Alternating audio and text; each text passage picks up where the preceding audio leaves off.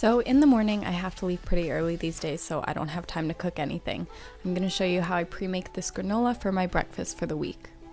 In a bowl, I mix together some oats, some chopped almonds, a sprinkle of Himalayan salt and cinnamon, and then I just mix this all together.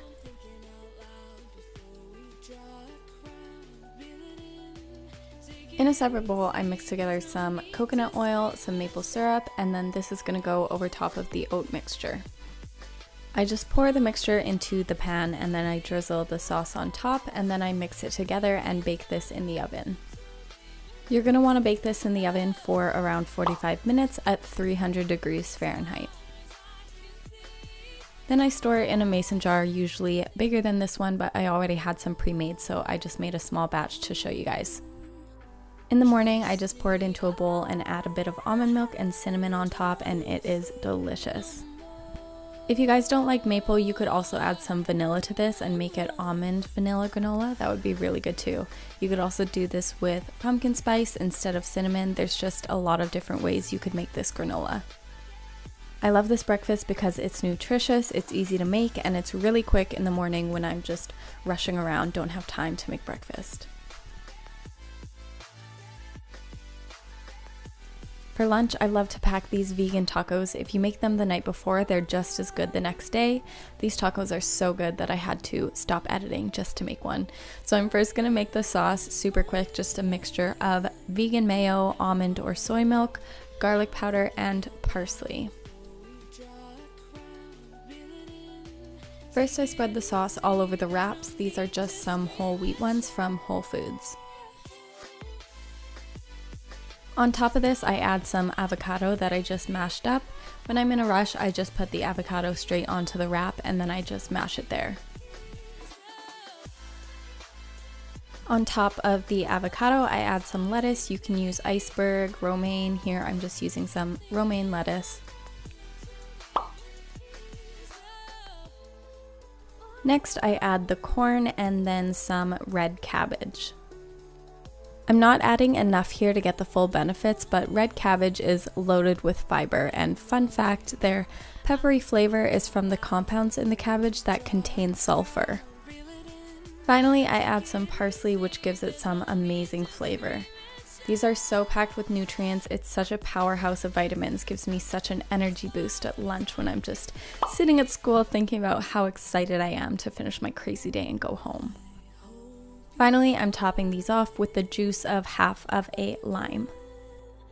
And there you have it. These are so flavorful with the sauce and the lime and the parsley. They're just amazing. I packed these up with some fruit and veggies, and there's my lunch for the day. I just pack whatever fruits that I have on hand, so on this day I packed a couple bananas and oranges to go with this. For a snack, I love to have these cookie dough bites. I make them in advance and then I just keep a bunch of them in my fridge. They taste just like cookie dough and they're packed with protein and fiber. They're delicious. I mixed together some plant-based protein powder. I recommend using this one. It really gives it that cookie dough flavor. Then I add some oat flour and flaxseed and mix this all together.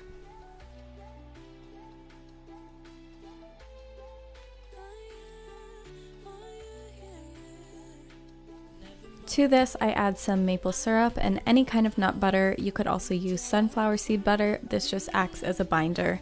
And then I mix this all together. At first, it'll seem like it's not coming together, but eventually it starts to. If you need a little bit more binding power, then just add a little bit more of the nut butter or the sunflower seed butter, whatever you added.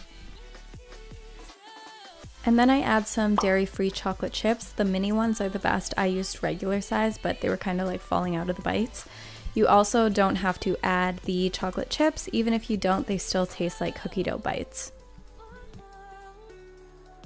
And then with your clean, washed hands, you're just going to form these into bite-sized pieces. And there are my cookie dough bites. These are my favorite after the gym, when I just get home from school, or when I'm just craving something sweet. They seriously taste like cookie dough. For dinner, I'm making a cheesy lasagna skillet, plant-based cheese, of course. How I make this is starting off by cooking up a vegetarian patty, and then I add some onion and garlic to this. Next, I'm adding some tomato paste and water with some dried basil and oregano. I don't add many spices because the vegetarian patty brings a lot of flavor. Next, you're just going to add your pasta. This is all in one pot. It's so easy. So today I'm just using regular bow tie pasta and then just mixing this around. And then you're just going to top this off with some vegan mozzarella cheese. This one is from the brand Chow.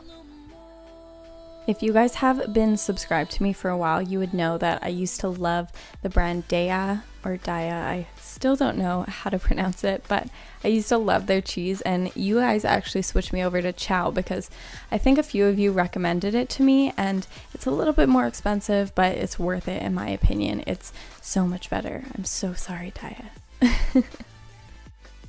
And there is my lasagna skillet dinner. I promise you, you will not miss non-vegan food whatsoever with this one. It's so flavorful and it really has that sustenance that I think a lot of people tend to miss when they cut out meat.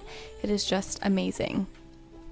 And that is what I would eat on a busy school day. I hope you guys enjoyed, and if you did, be sure to subscribe. You know the drill, and I'll see you in the next one.